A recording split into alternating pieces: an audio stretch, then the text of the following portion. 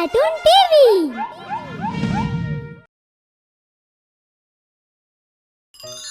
बहुत पुरानी बात है। एक नगर में एक बुनकर रहता था। वह दिन रात कपड़ा बनाने में मेहनत किया करता था। एक बार उस जुलाहे के सारे उपकरण टूट जाते हैं। उन उपकरणों के लिए उसे लकड़ियों की जरूरत पड़ती है और वह उन्हें लाने के लिए जंगल चला जाता है। जंगल में जाकर उसे एक पेड़ दिखाई देता है जिसकी लकड़ियाँ सामान के लिए अच्छी थी। वो उन्हें काटने के लिए तैयार होता है तो उसे एक आवाज सुनाई देती है और फिर वह उस ओर देखता है। अरे ये कौन है जो मुझे आवाज दे रहा है? इस सुनसान से जंगल में ये कौन आ गया है? वह आवाज की दिशा में मुड़कर देखता है तो उसे कोई नजर नहीं आता और फिर वह अपने काम में लग जाता है। जैसे ही वह फिर से कुल्हाड़ी उठाता है तो उसे फिर से आवाज सुनाई देती है तो वह उस दिशा की ओर फिर से देखता है। एक देव की आकृति में एक पुरुष खड़े हैं। वह उनसे उनका परिचय मांगता है। आप कौन हैं और इस घने जंगल में यहाँ क्या कर रहे हैं? क्या आप अपना नाम बताएंगे? मैं इस वृक्ष का देव हूँ और यहाँ पर आराम करता हूँ। मुझे यहाँ पर रहते हुए कई साल हो गए हैं और आने वाले कई सालों तक मैं इस वृक्ष पर आराम करूँगा। तुम इस वृक्ष को क्यों काटना चाहते हो? महाराज, आप जो भी देव हैं, मैं आपको प्रणाम करता हूँ। मैं एक साधारण सा बुनकर हूँ जो कपड़ा बुनकर अपने परिवारों का भरण पोषण करता हूँ। जिस उपकरण से मैं कपड़ा बुनता हूँ वह उपकरण टूट गया है। उसके बिना मेरा काम नहीं हो सकता। इसलिए आपसे निवेदन है कि आप किसी और पेड़ पर जाकर अपना निवास बना लें। मैं तुम्हारी भावनाओं की कद्र करता हूँ और तुम्हारे विचार तुम्हारे परिवार के लिए कितने अच्छे हैं, इसलिए तुम जो चाहो वरदान मांग सकते हो, तुम्हें वही मिलेगा। अगर ऐसी बात है तो मैं आपसे एक दिन का समय मांगता हूँ। उस एक दिन में मैं अपने परिवार से सलाह मशवरा करके आपको बता दूंगा। ठीक है, मैं तुम्हें एक दिन का समय देता हूँ। इस एक दिन में तुम्हें जिससे बातचीत करनी है कर लेना। मैं तुम्हें कल इसी समय मिलूंगा।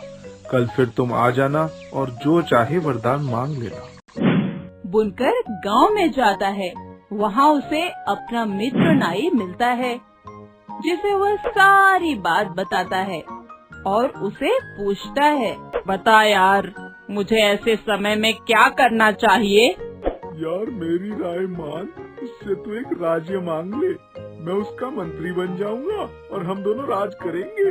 तब बुनकर ने नाई से अपनी पत्नी से सलाह मांगने की बात कही तो नाई ने उसे मना कर दिया और कहा, मेरी बात मान, स्त्री हमेशा ही स्वार्थी होती है और वो अपने सुख के अलावा किसी की नहीं सोचती।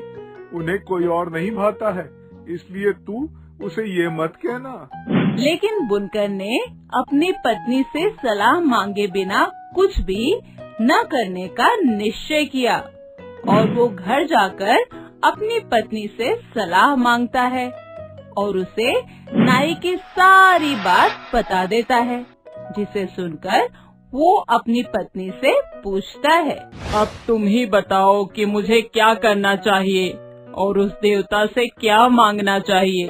देखो, मेरी सलाह यही है कि तुम मुझसे राज्य मत मांगो, क्योंकि हमेशा राजा को ही कष्ट मिलता है और ऐसे सुख से क्या लाभ जो कष्टों से भरा हो। तुम राजा राम और राजा नल के बारे में तो जानते ही हो ना, उन्होंने कैसे राजा बनकर कष्ट पाया है। तो तुम ही बताओ कि मैं उससे क्या मांगूं। तुम उन देव से अपने लिए 2 हाथ और मांग लो। जितने हाथ होंगे तुम उतना ही कपड़ा बना पाओगे और फिर तुम्हें कितना काम मिल जाएगा। तुम्हारे अभी इसी काम से हमारा भरण पोषण हो जाता है। फिर जब तुम्हारे 4 हाथ होंगे तो तुम और भी ज्यादा कमाओगे। अगले दिन बुनकर ऐसा ही करता है और वो जाकर उस देव से बात करता है और कहता है, हे प्रभु, मैं अपनी मेहनत से ही सब कुछ पाना चाहता हूँ और फिर भगवान ने ये शरीर मेहनत करने के लिए ही दिया है। इसलिए आपसे ये निवेदन है कि आप मुझे 2 हाथ और 2 सर दें, जिससे मैं ज्यादा कमा सकूं और पहले की तरह अपने परिवार की खुशियाँ पूरी कर सकूं। सोच लो, तुम्हें जो चाहिए तुम्हें वही मिलेगा, लेकिन तुम एक बार अपने निर्णय पर फिर से विचार कर लो। नहीं महाराज, मैंने जो सोचा था वो वरदान आप मुझे दे दीजिए और मुझे कुछ भी नहीं चाहिए। तथास्तु।